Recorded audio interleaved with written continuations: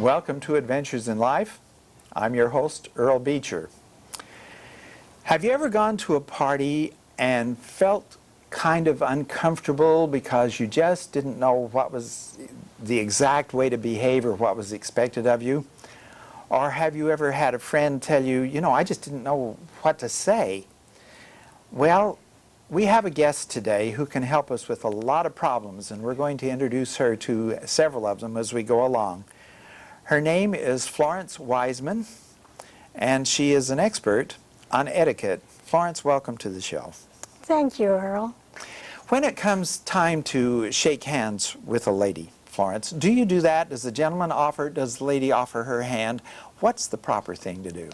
Actually, the lady should offer her hand first. If she doesn't, ignore it, because the girl wants to know. Sometimes girls are a little afraid to offer their hands. I find that when I offer my hand, I make a new friend. So I always offer my hand first. And that is the proper way. The girl should. If not, then just say hello and do not offer your hand. But the minute she puts her hand out, you are there. May we do that? Yes, welcome to the show. Thank you. Now I want to show you something that's really important about handshaking. Yes. See how the thumbs meet? Yes. If the thumbs meet, then that's a good cordial handshake. This is a fish handshake. It's not a fun handshake. Not proper. So I always give a full handshake and a firm handshake, not a bone crusher, but a firm handshake. Is it still proper to kiss a lady's hand? Well, I like it, but that used to be the old-fashioned thing, and I think, certain people like Charles Boyer or Marie Chevalier or somebody, they had that kind of charm. I'm not comfortable. I don't feel comfortable doing that. Well, every culture has something. This has to be a French culture. The English hug, and then it's a very cold hug. It isn't a comfortable hug for me. It isn't a big one where a big bear hug. The Italians kiss on either cheek. So everyone has some kind of a little cultural thing that you accept. I've always been excited when somebody kisses my hand because it makes me feel very beautiful. But I certainly don't expect it from young teenagers today. It would be out of place, and I work with a lot of teenagers. Okay, so a lot of it is staying within your comfort zone. That's right. But knowing how to reach out and help the other person's comfort zone at the same time. Oh, I say that good manners is the easiest way that everyone can be comfortable. And that makes it proper. If somebody is uncomfortable, something is wrong with the etiquette book. All right. Now, when asking someone to come to a party at your home, is there a certain protocol that should be followed? Yes, an invitation should be given enough notice, at least a week. 2 weeks is better, so that the calendar, and then you'll look at the bottom of the invitation and it will say RSVP. That means respond immediately. You go to the phone the day you receive that invitation, put it on your calendar or else refuse it, so that people do not prepare food and things for you when you're not going to be there. One of the nice things is an invitation, a written invitation, tells you what to wear. If it's a barbecue, then you know you're going to wear slacks, and if it's outside, you'll probably take a sweater. Whereas if it's a wedding invitation, you know you're going to dress in your Sunday best, but never try to outshine the bride. Oh, well, of course not. But knowing what to dress, how do you know what to dress to occasions? Let's say it's a school dance. A school dance is usually something that is very simple after-school clothes, which are, nowadays, they get too far out. We used to just have skirts and sweaters, and if it was a sock hop, we wore our ankle socks, and they're still doing sock hops. Sunday best is always approved. Wherever you go, if you look your best, people admire that. I think that people come in dirty tennis shoes and dirty clothes and look unkept, then who wants to dance with them? Very casual. Not that casual. Dress up. Dress up enough. Be clean. Now, I will tell this, and I'd like your response to it. I was at, well, it was one of the local restaurants, sort of an upscale restaurant, And it was the same night that they were having the graduation dance for the high schools. There were 2 or 3 high schools. And the kids came. Now, the boys looked very good, but the girls had too much makeup, extremely low-cut dresses. I mean, they looked like they were trying to be a Hollywood star in their 40s instead of a young lady at 17 or 18 years of age. And my wife was commenting on it. She said they look like painted hussies. Now, I don't know, but is it possible to have the hair too extreme, the makeup too extreme, the dress too sophisticated, split up, the side, all of these things? This has to go back to the parent. Believe it or not, parents do have control to a great deal, and I feel badly that the department stores put in the teenage area clothes that are not appropriate for teenagers. Very few of them had shoulders. I mean, That's they were... right. Almost everything is very bare right now. Yes. My daughters lived through a bare age, but they learned how to put a T-shirt with it and make it look just darling as a jumper, so that they got away without ever having to be immodest. You should never wear anything that you're uncomfortable in or that makes you look, like you say, like a streetwalker. You don't want to make that appearance. Yeah, there were beautiful girls, don't get me wrong, but it looked like they were wearing clothes that were immodest or too extremely designed for a teenager. The innocence was not there. That's what I'm saying. Well, the sad thing is, in today's world, that is very popular, to not have the innocence there. And I think it's time to come back to that. Our children need to be able to grow up. Well, how do we tell the children that this is the proper thing to do, and then say, oh, you old fogies? They're going to say it. Excuse me. They're going to say it anyway, Earl. True. But I always went shopping with my girls, and I had the pocketbook. So it made a lot of difference. They knew just how far they could go. And I had some rules. For one thing, they had to be able to bend over and not show the top of their stockings. So the dress had to be long enough. I also taught them... What's the proper length for a dress? Well, nowadays we have I am so grateful for this. Everything from the ankles clear up above the knees. When it gets up here, I think it's not the proper length. Especially not for a formal dance. But a lot of these new little formals are very short and very tight. And they look, if you have a perfect figure, maybe you could get away with it. Well, the teenagers do. But even with the teenagers, there are things that should be covered up, and it's nice to have your knees covered. If not covered, then squeeze your knees. Yeah. You need to keep your knees and your feet on the floor, and that makes you uncomfortable because you've got to be remembering all the things about you, and you don't have time to think about others. And good fun comes when you think of others. So you should dress in something you're comfortable with. Something comfortable. That really reflects you as you are. Let me ask, this is another loaded question, but how high a heel should a young lady wear? Again, now they're doing a lot of platform shoes. The shoemakers have a lot to do with our styles. Sure. And the wide heels, they have become very popular. The thing is, it makes you look clocky. It's fine for some things, but when you dress up, your shoe shouldn't be too high. A small heel is beautiful. It shows the leg off better. When you get a high heel, then you have a definite curve in your leg that isn't good, and it also gives you backache by the time you're there.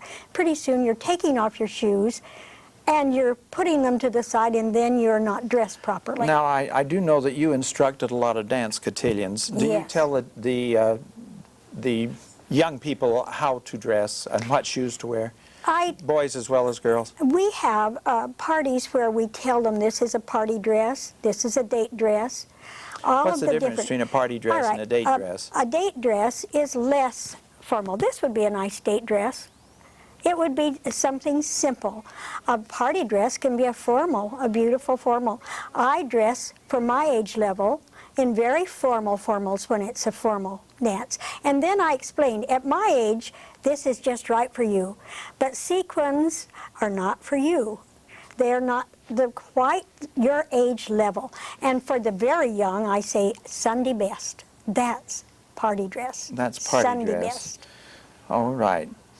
I would like you to instruct me how to assist you out of a chair. Is there a routine that we should do? Because I want to go over and have you show me a place setting and which fork and which spoon do you start with? All right. Earl, these chairs are very low. Yes, they are. And most of the time you need to have someone help you. So girls, the first thing you do is scoot up to the edge of the chair. And the gentleman stands. All right, I'll stand. And then you stand to the side, not in front, and you say, may I assist you? And then you hold your hand out like this, and then you help her up. And see how easy? And then you want to escort me, only you should be so that I'm on your right. So I'm going to have to walk over we here. have microphone Oh, we cards can't here. do that. All right, we will demonstrate that Okay. shortly. Okay. And then I offer you my arm rather That's than my right. grabbing your arm. That's right. You offer your arm. You bring it up to a square. All right. Let's pause now, and we'll pause now for a public service announcement, and then I will escort her over where she can demonstrate some of the things about a place setting for eating.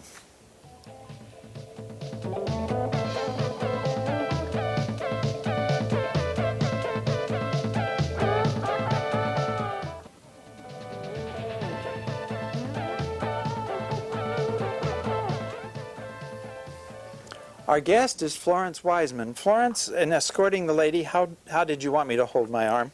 I want you to bring it up. Just have it down to your side, and just relax your fingers and bring it up to your waist. Then the lady just puts her arm underneath and lightly puts her hand on. This is a way to keep people together. You want to watch it, though. Don't flap your hand in the breeze. Just have it very still and on his arm. That's a way of keeping together. Now, I bring you over to the table. Now you How want am I supposed to assist a lady to sit down? First of all, a gentleman never sits down before a lady, and so you want to Okay, sit. so I don't go No, you flopping. don't go over and flop in the chair. All right. You stand behind my chair and pull it out for me, and then I will sit down. And girls, this is where you need to feel the back of the chair with your knee, so that you know it's there, and then you sit straight down. You don't try and reach it with your derriere. You reach it with your knee straight down. Then you lift yourself up while he pulls the chair to where you're comfortable. And when you get comfortable, then you can say thank you. And then he can go and sit down on your left, his right. The gentleman's partner is always seated on his right. That's very important. All right. Now that we're seated, I see this lovely place setting that you brought to show us. But I see an awful lot of utensils, like 3 forks and 3 spoons and 2 knives and 3 plates or a bowl. Help. Florence, where do we start? Do we start with a napkin, or what do we do? Well, the first thing you do is take the cue from the hostess. Many times you're at a dinner and grace is said, so you don't want to touch a thing on the table until somebody says, all right, let's begin, or they will say something like, let's have grace first. And then you want to be very careful that you use good manners. In all nations, there is some form of prayer. And oftentimes you need to wait and make sure that this group you're with has that privilege and you're not embarrassing yourself or them by hurrying. Then, after the prayer or grace, whatever it is, Whenever the hostess then you indicates have, we can begin. yes, you are probably seated at several tables. And so there's usually one person who is a close friend who takes charge of that table, and she or he will take the napkin and place it in their lap. And when it's a cloth napkin, it stays on the lap better than paper does. That makes me happy. Yes. But if it should drop on the floor, the gentleman will reach down and carefully get it and not embarrass the lady.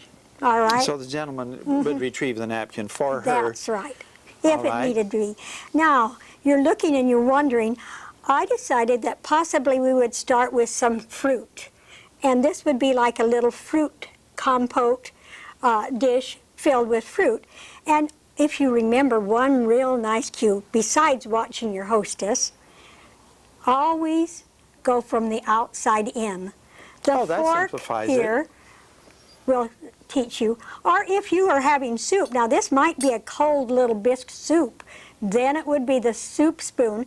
And on a soup spoon, go from the outside when you do this. That way you don't drip. And it's quite all right to bend over. You don't want to spill. But you don't slurp. You don't slurp and you don't guzzle. Okay. And in some countries, you pick up the dish and finish drinking it. So you have all kinds of interesting What's proper things. in this country? In this country, it's the spoon. And you don't slurp, but just eat. But you don't pick up the dish and And then drink you it. put that spoon in the dish, and someone will take it from you. Now you have another big dish here, and this is usually for a green salad, some kind of a salad, and many times these are brought into you. I just had no one I have that been was in waiting restaurants for where us. they started with a very large plate, and then they took that away and started bringing dishes with food on That's it. And right. it was just there for show. Would you call that a serving plate, or what do you call that? Well, oftentimes it is just a serving plate because if I had a gold dish to go under this, it would be beautiful. Yes. Because of the gold rim around my china. My china is so very old that the gold is getting worn off. Now it's here very is where pretty. again comes the salad fork. And again, if you can't eat greens, if you're concerned, don't worry about it. Just don't eat it. Just don't eat it, and do not make any comments. No, Oh, all right. or I never Now, can eat that salad. now, I noticed you picked up the fork and transferred it because you're right-handed. Yes, I'm right-handed. Some people say that the British always eat with the fork in the left and all that. Is there anything about that, or you just eat where Just you're where comfortable? you're comfortable. Okay. Do not change. If you happen to eat this way, fine. If you're left-handed, I couldn't do it. I have to eat right-handed. And right. again, this fork would go across the table, across the plate. When you're through. And when you're through. Now, if you have knives, let's just move these over out of the way, All right? right, let's just set them up here so Okay. that these are done with. And Now, I don't drink coffee. So immediately when I see a coffee cup here, I know they're going to pour coffee in this. Right. So in order for me to keep from carrying on a conversation with the waiter instead of with my friends, I turn the coffee cup over. That just says no thank you. if you And leave it up, doesn't- they will automatically they'll serve automatically serve it, I and see. you don't want to waste food. At least I don't. it. Okay. You have several knives here. One would be a butter knife, the other would be a steak knife. So you know that at this particular meeting, because it's serrated, you're going to have steak. That's kind of exciting. Okay. One of the things, if you're a hostess, please remember, never serve boned meat. That means like chicken with the bone in it, because it's so hard to eat. Or fish with bones.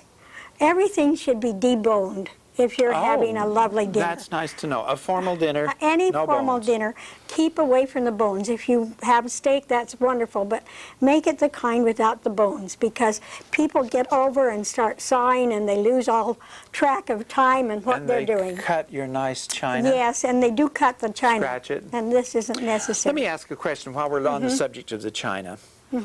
Some of the staff here, when we took the break for the public service announcement, asked a couple of questions. One of them is, what china should you buy?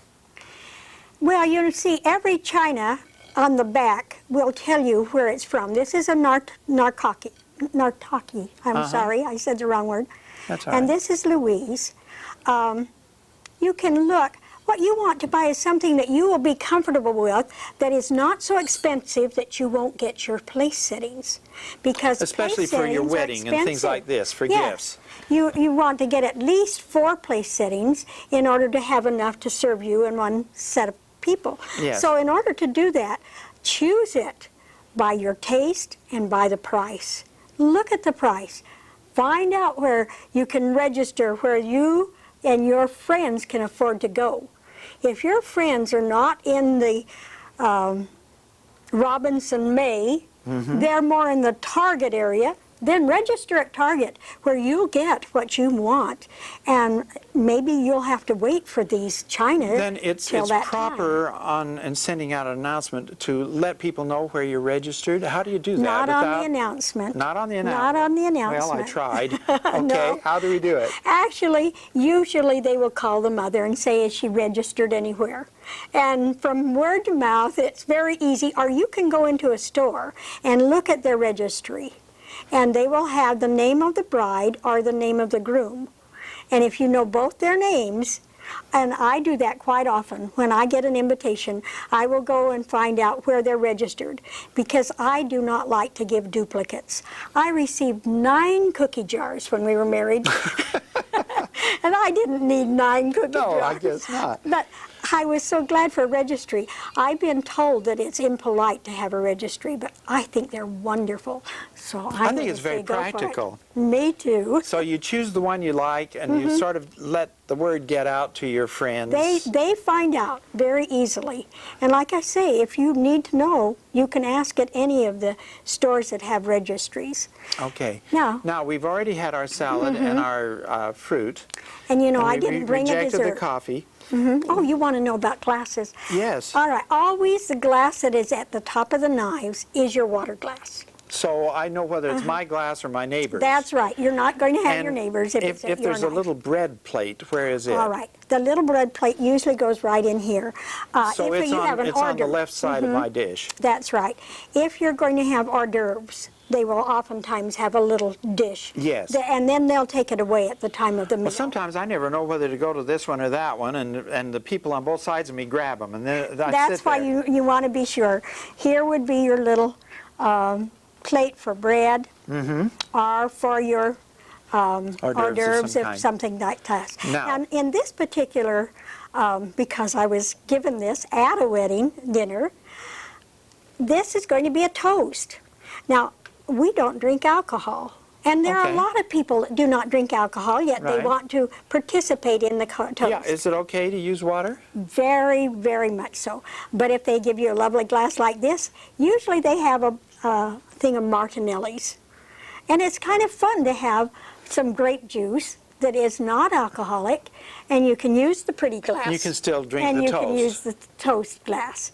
This is a toasting glass, and it was from Jennifer and James, and they gave this to us afterwards. So I've kind of liked that. I put flowers in it mainly. This is a wine glass, and again, it is not necessary for you to drink anything. Now, do you turn it over like you do the Yes. coffee cup? I would turn it like this. Oh, you do? All right. I would turn it. Then there's and no then question. There is no question. They don't have to come over and ask you. But if they have Martinelli's, maybe you want to use it instead of the toast one.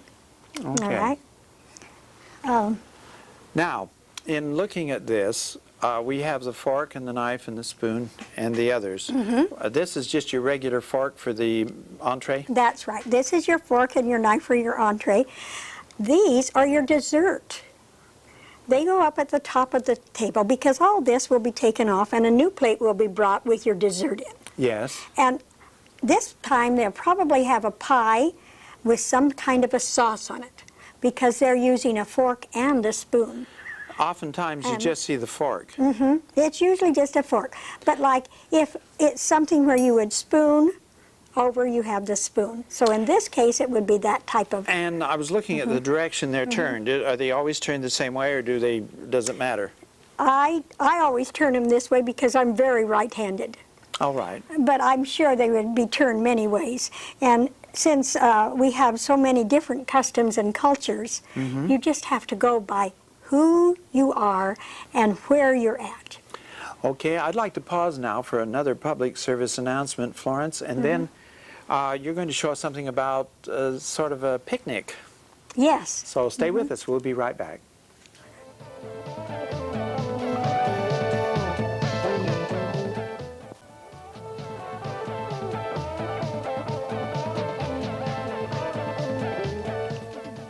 Our guest is Florence Wiseman. She is an expert on etiquette. Florence, this is quite a different setting than the formal one we just had. Yes. This would be like an open buffet or a picnic out of doors, and you would use paper plates. And I want to show you something that's really fun. Get your little paper plate holders, you should never go back to a buffet and use the same plate. So you put 4 or 5 of the cheap, least expensive paper plates in your paper plate holder, and when they're finished with this one, there's always a little decorated So they're trash not bag going over the food with a dirty plate. I And see. this way they always have a clean plate for every service, and every time they go back, they decorate. Be creative. Decorate your trash can, and have them know that this plate goes in, and you have a clean plate each time you go to a thing. Plastic forks and spoons have to be very expensive, or they're no good. These would break the first time you use them. Yeah. So if you do not have them, use a regular fork or spoon from your table setting. Now, I like fruit as a centerpiece, and if this were a long beautiful. table, instead of using flowers or other things, I use that which they can eat. Mm-hmm. Now, this I want to talk about because it's my pet peeve. We have chips and dips, and have one, would you? All right. I did it with Now, my fingers. Is that that's proper? right. Right. This is finger food. All right. Very good. Mm-hmm. Now, don't dip dip it in again. No, no. I knew you were going to say No that. double dipping. No double dipping. Remember, you eat it all, or you have a little tiny plate, and you have a spoon and take your own amount. They tell me we're just about out of time, Florence. There's Oh, yes. one or two questions I wanted to ask. Mm-hmm. How much jewelry should a person wear, especially on a job interview? You should never have more than 7 colors. In other words, this dress has 1, 2, 3.